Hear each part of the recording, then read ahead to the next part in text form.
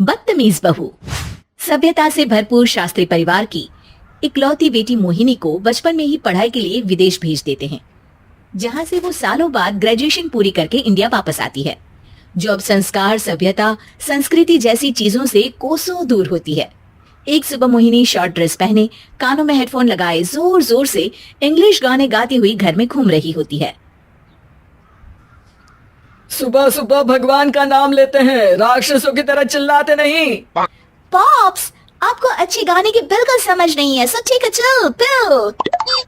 अरे मोहिनी, पापा से ऐसे बात करते हैं क्या? सारी तमीज भूल गई हो। ओह मॉम प्लीज, इतनी बड़ी भी कोई बात नहीं हुई, सो डोंट ओवर रिएक्ट।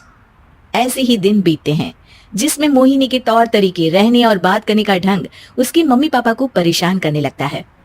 भला कोई मानेगा कि ये मेरी बेटी है?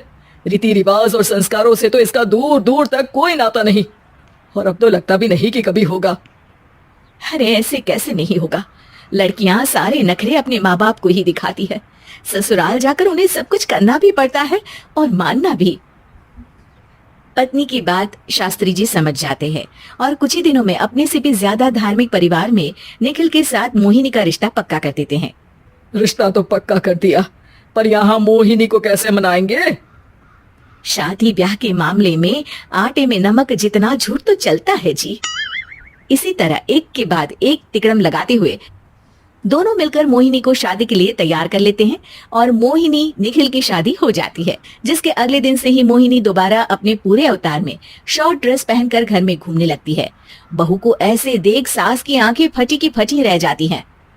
अरे ये क्या बेशर्मी है, हमारे घर की लड़कियां जींस तक नहीं पहनती और तुम बहू होकर इतने छोटे कपड़े पहनकर पूरे घर में घूम रही हो। सीरियसली मॉम, प्लीज आप अपनी इस 80 के दशक वाली सोच में मुझे इंक्लूड मत करो।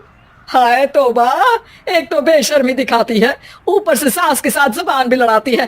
अरे जल्दी कपड़े बदल कर आ, घर की पहली आरती तुम्हें ही करनी है। इतनी देर में निखिल भी वहां आ जाता है। माँ पापा आने वाले हैं, पूजा का सारा सामान तैयार है ना? ये पूजा हमेशा मेरे बॉयफ्रेंड्स के पीछे पड़ी रहती थी और अब हस्बैंड के पीछे भी आ गई। मोहिनी की बातें सुन सास तो अपना सिर पकड़ लेती है, लेकिन निखिल किसी न किसी तरह उसे पूजा के लिए कन्विंस करके कपड़े चेंज करने के लिए भेज देता है, जिस पर पूजा खत्म होने के बाद वो एक बार फिर अपनी शॉर्ट ड्रेस में आ जाती है।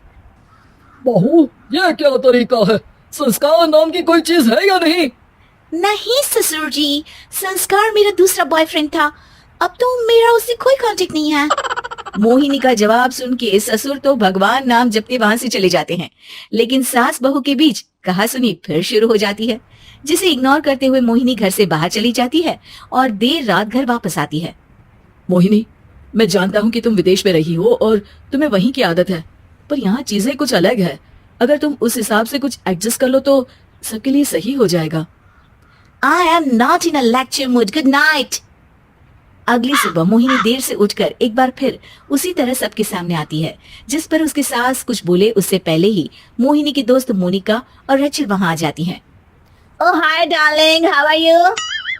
OMG, we missed you so much. I missed you too, darling. Ram Ram, इन्होंने तो तुमसे भी छोटे कपड़े पहने हैं। अरे तुम लोगों के अंदर कोई शर्म लिहाज बाकी भी है या सब बेच खाई? मोहिनी, तुम्हारी मेड कुछ ज्यादा नहीं बोलती? इस पर मोहिनी की दोस्त उसकी सास का मजाक बनाने लगती है, जिसे सुन निखिल उन्हें जवाब देते हुए कड़वे शब्द सुना देता है और वो सुन के वो दोनों तो मुंह बनाए वहां से चली जाती है, लेकिन गुस्से से लाल मोहिनी वहीं खड़ी निखिल को घूरती रहती है। घूर क्या रही हो? तुमसे शादी की ये सोचकर कि विदेश में पढ़ी लिखी हो, घर में कोई पॉजिटिव चेंज लाओगी, अपनी करियर के लिए एम्बिशियस होगी, पर अपने इस बिहेवियर से उस पढ़ाई के साथ साथ अपने मम्मी पापा के नाम को भी डुबो रही हो। अगर तुम्हें ऐसे ही हाल रखने हैं तो यहाँ रहने की कोई जरूरत नहीं है। निखिल की बातें सुनकर मोहिनी रोते हुए घर छोड़कर अपनी मम्मी पापा के पास वापस आ जाती है। ससुराल में सब कुछ ठीक तो है? वो अपने आप को समझते क्या है? मोहिनी पर चिल्ला रहे? मैं क्यों उसके इशारों पर चलूं? मैं अपनी लाइफ अपने तरीके से जीना चाहती हूँ और वो ना आप लोगों को मंजूर था और ना ही उन्हें है। तुम यहाँ नहीं रह सकती। अपने पापा की बात सुन के मोहिनी हैरान रह जाती है। हाँ, तुमने बिल्कुल सही सुना। अगर तुम्हें अपने इस घमंड, बेशर्मी और बदतमीजी में ही जीना है तो तुम यहाँ भी नहीं रह सकती। बेटी मैं मानता हूँ, हमारे यहाँ रीति रिवाज बहुत मायने रखते हैं और हमने उन्हीं के ओवरडोज से बचाने के लिए तुम्हें विदेश भेजा था।